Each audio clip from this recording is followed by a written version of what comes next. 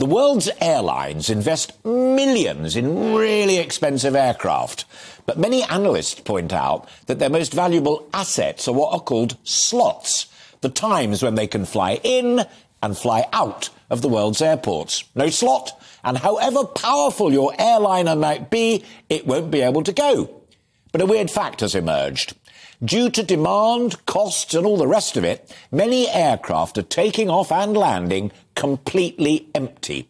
They're simply flying to keep those slots live. It is a use or is it, sorry, I beg your pardon, it's a lose it or use it dilemma. Now, this has come to the attention of Flight Free. It's a UK campaign based on the Swedish Fly Fritt campaign, in which over 14,000 people pledged not to fly during 2019. The campaign asks UK residents to pledge not to fly for a year, in what has been described as a sort of veganuary, but for aviation. So there we have it. That's the background. But I'm delighted to say that I'm joined now by the director of Flight Free UK, and that's Anna Hughes, and she's sitting next to me here in the studio. Please reassure me before we go any further, you don't want to ban aviation altogether? Absolutely not. We understand that emissions from aviation can make it the largest part of people's personal emissions. So if we could all fly a bit less, that would really help us to reduce emissions in the way that we desperately need to because we're facing the climate crisis. So we ask people to give up for a year, take a year off, see if that can kind of change habits, try things a bit different, see how that works. Well, I also, before we come on to the ghost flight specifically, the other thing I saw in my briefing notes and background on you and the organisation, which I thought was really positive, is, given that we're talking about rail strikes, that, you know, if you've got to go from London to Manchester, it would be so much better if other ways of getting there were cheaper, better and more efficient than jumping in an aeroplane and flying what is a relatively speaking short distance. Absolutely, yeah. And for many domestic journeys, actually, you're not saving any time by flying because you've got to get to the airport and you've got to wait and everything else. So what we need is, as well as individuals changing their habits, we need structures put in place by industry, by government, to make low-carbon travel a much more accessible choice for everybody. But keep it available in a free country. We're agreed on that. Yeah, absolutely. Yeah, good. OK, ghost flights. It genuinely fascinated me when I saw it. And it's Civil Aviation Authority data. It's not you and some lobby group just making it all up.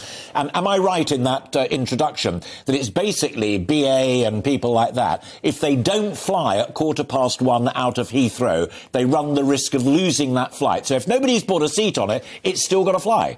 So the structure for this is, at the moment, the use it or lose it rules are, well, before the pandemic, they were 80%. So airlines had to use their slots 80% of the time. Otherwise, that would be, they'd be able to be taken by somebody else. Whatever market conditions are, whatever demand is. Absolutely, yeah. And as you can imagine, before the pandemic, many airlines were running at kind of 90% capacity. So it's very small margins. But as you said, landing slots are an incredible asset. They're the most valuable thing for the airline.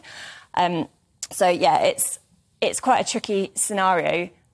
The ghost flights came out, well, OK, airlines have always flown planes empty to get to reposition flights, to keep their slots if there's slight drop in demand. Oh, right. I butt in only because that's an important distinction.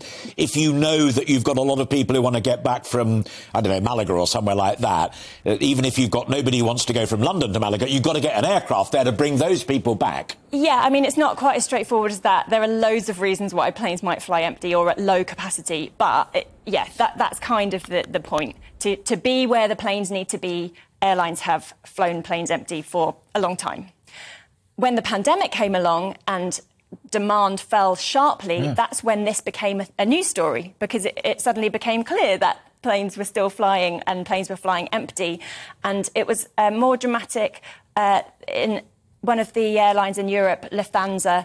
They had a headline story earlier this year, which was 18,000 planes flew over the winter period at reduced capacity. So, yeah, that was quite a headline grabber there. Sure. Why don't they do the kind of Ryanair EasyJet answer to it and say, we've got an aeroplane that's got 120 seats on it, none of which we've sold, so go to Malaga for a fiver? Yeah, and Michael O'Leary has said that, we'll sell them cheap. Yeah. It's not quite that simple. Because a lot of the... Right, I guess if it was O'Leary, of all people, would be doing it. Yeah, but because... We've got a couple of minutes left, and I was very honest with our viewers and listeners. Obviously, you are a lobby group, you're a campaigning group. Yes. As I said to the trade union people and my old mate Charlie Ray, the industrial correspondent, in the context of the rail strike, there is now a new Transport Secretary, Anne-Marie Trevelyan, who comes to that office with an open mind and an open heart. I mean, I know her a bit, and she's a good person. Have you had the chance to talk to her? Is this not something that she might be simpatico to? Yes, so we actually ran a governmental petition earlier this year asking for the landing slot rules to be scrapped and for a new system to come in to replace it. There could be loads of different ways of assigning the landing slots that don't result in empty planes in the air, because, of course, that's a colossal waste of fuel, of resources, and a huge cause of emissions. I mean, let's be straight, all planes cause emissions, whether they're full or not. The solution is not simple. It could be a mixture of lots of things. What we want the government to do is to look at this system.